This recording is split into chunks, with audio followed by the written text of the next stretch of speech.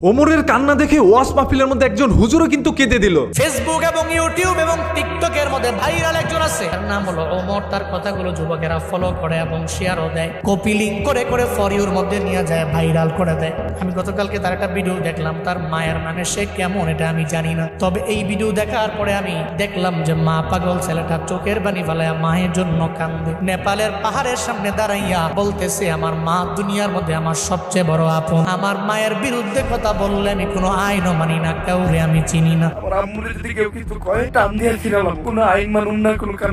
কারণ মায়ের মতো আপন আমার দুনিয়ার মধ্যে কেউ হতে পারে না।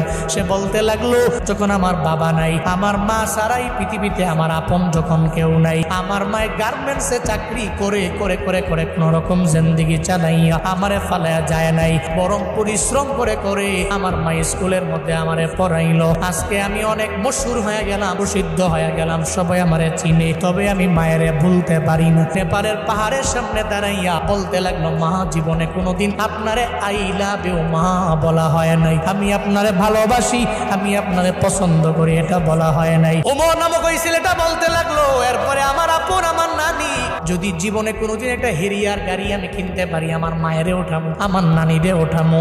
যুবকেরা তোমরা অন্যান্য বিষয়গুলো টিকটক দেখে দেখে অন্যজনকে ফলো করো, তবে এটা কেন ফলো করো না? আসলে ভাই হুজুর ওমরকে নিয়ে অনেকটা স্যাডলি কথাগুলো বলেছে, কারণ হুজুরের কাছে এই কথাগুলো সহ্য হয় না। হুজুরের কাছে অনেকটা খারাপ লেগেছে যে ওমর বলেছিল, আমি আমার মার জন্য সবকিছু করতে পারি এবং আমার মার বিরুদ্ধে যদি কেউ যায় তাহলে আমি কিন্তু কোনো আইন কানুন মানবো না। আর এই সকল কথাগুলো হুজুরের কাছে অনেক ভালো লাগছে যে একজন ছেলে তার মায়ের জন্য কত কিছু করতে পারে, এবং এই ভিডিওগুলো টিকটকের মধ্যে রাতারাতি ভাইরাল হয়ে যায়। আমরাও কিন্তু কন্টেন্ট ক্রিয়েটররা এটা নিয়ে ভিডিও বানাই, কারণ আমরা কন্টেন্ট ক্রিয়েটর ভাই, আমরা একজন ইউটিউবার বা আমরা হচ্ছে ফেসবুক কন্টেন্ট ক্রিয়েটর, যা কিছু বলেন না কেন, দিন শেষে এই সকল কন্টেন্ট বানানোই হচ্ছে আমাদের কাজ। তবে হুজুরের কাজ হচ্ছে ওয়াজ মাহফিলে গিয়ে ইসলামের বাণী ছড়ানো, আর হুজুর সেইখানে গিয়ে একজন টিকটকার বা একজন কন্টেন্ট ক্রিয়েটরকে নিয়ে ওয়াজ মাহফিল করা শুরু করে দিয়েছে, এবং সেই সকল ক্লিপস গুলো সোশ্যাল মিডিয়ার মধ্যে আপলোড করছে, তার নিজের পেজ থেকেই করছে, যাতে করে তিনি একটু ভাইরাল হইতে পারে। দেখেন আজকে একটা কথা বলি ভাই, আমার মন থেকে বলতেছি, এই কথাগুলো আপনাদের কাছে খারাপ লাগলো বলতে আমি বাধ্য হচ্ছি। কোনো ওয়াজ মাহফিলে গিয়ে যদি কোনো হুজুর কোনো টিকটকারের পক্ষ নিয়ে কথা বলতে নাই, তাহলে সেই হুজুরকে জুতা খুলে একটা বাড়ি মারবেন ভাই। ওইখানে হুজুরকে ভাড়া করে আপনাদের নেওয়ার কি দরকার যে তার মুখ থেকে ওমরের কথা আপনার শুনতে হবে, তার মুখ থেকে একজন টিকটকারের কথা শুনবেন, তার মুখ থেকে একজন অশ্লীল মেয়েদের কথা শুনবেন? তাকে নিছেন ধর্মের বাণী ছড়ানোর জন্য, ধর্মের কথা তিনি বলুন। কোন টিকটকার তার মার জন্য কান্না করছে, কোন টিকটকার তার বাবার জন্য কান্না করছে, কে মুতে দিছে, কে হেগে দিছে, টিকটকের মধ্যে কোনটা ভাইরাল হচ্ছে, সেইগুলোই হুজুর দেখে কেন? হুজুর এখন টিকটক, ফেসবুক, ইনস্টাগ্রাম সব জায়গায় ঘোরাঘুরি করছে, এদের কারণে বিকৃত হচ্ছে আমাদের ধর্ম ভাই। এই যে ধরেন সুন্নতি লেবাসটা নিজের মধ্যে ধারণ করে একটু সুন্নতি দাড়ি রেখে একটা টুপি পরে ওয়াজ মাহফিল উঠে গেছে, আর আপনারা মনে করছেন সে একজন পীর, আল্লাহওয়ালা ভাই। এই সকল লোকগুলোকে বিশ্বাস করার কারণেই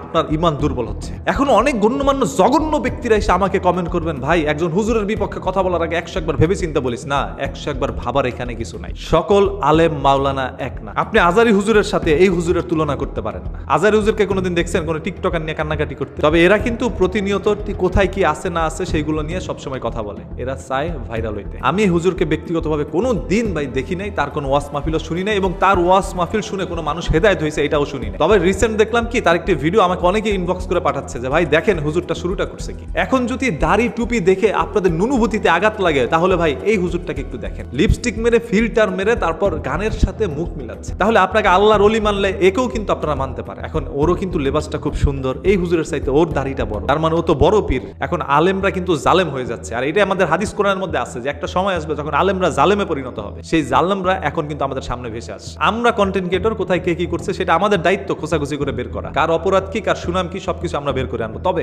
একজন হুজুর ওয়াজের ময়দানে বসে সে এইগুলো নিয়ে কিভাবে আলাপ করে? ধরেন একজন হুজুরের সময় দেওয়া হয় 1 ঘন্টা, যদি বড় কোনো হুজুর থাকে 1.5 ঘন্টা সময় দেওয়া হয়, সেইখানে একজন হুজুর 1 ঘন্টায় ওমরকে নিয়ে কাটায় দিচ্ছে। মানে ওমরকে নিয়ে ওয়াজ মাহফিলে কথা বলাটা কি এত ইম্পর্টেন্ট ছিল আপনার? ভাইরাল যদি হইতে চান এমন ভাবে ভাইরাল করে দিব, মানুষ রাস্তায় দেখলে জুতা খুলে দৌড়াই দিতে পারে। আবার বাংলাদেশের মধ্যে রোস্টিং কন্টেন্ট কেউ নিতে পারে না, কেউ সহ্য করতে পারে না। সবাই বলে ভাই তুমি ওর বিপক্ষে কেন কথা বলছো? আমাদের যখন এই ধরনের কথাগুলো বলেন, আবার আপনার এই ক্যারি মিনাটির ভিডিওগুলো দেখেন, ওই ক্যারি মিনাটি তো গালিও দিচ্ছে, সেইগুলো আপনারা সহ্য করেন কেন? মানে বাংলাদেশে কখনো কোনো ক্যারি মিনাটির পয়দা আপনারা নিতে দিবেন না, তার আগে তাকে ধ্বংস করে দিবেন। আমার তো কোনো দরকার নাই যে ইসলামের পক্ষে এত কথা বলার। কেন কথা বলি জানেন? কারণ আমি একজন মুসলমান, এটা আমার দায়িত্ব। একজন আলেম মাওলানা লেবাস ধারণ করে কেউ নিয়ে বিকৃতভাবে ধর্মটাকে প্রেজেন্ট করবে, কোন টিকটকারকে নিয়ে 1 ঘন্টা কাটাই দিব ওয়াজ মাহফিলের মধ্যে, সেইগুলো আমি সহ্য করে নিব। তাহলে ওয়াজ মাহফিল আমারে ভাড়া করে নিয়ে যান, আমি এখানে যা বলতেছি ওই জায়গায় গিয়ে তাই বলবো, তাহলে আমিও তো একজন পাক্কা ইমানদার লোক হয়ে গেলাম, তাই না? তারই তো মনে করেন মাশাআল্লাহ এখন আমি একটু রাখছি, দরকার হলে প্রয়োজনে আরেকটু বাড়ায় দিলাম, হ্যাঁ একটু বড় বড় দাড়ি রাখলাম, তারপর একটু টুপি পরে আমি ওয়াজ মাহফিলে যাই, আমারও কিছু পরিমাণ টাকা দেন, খালি দাড়ি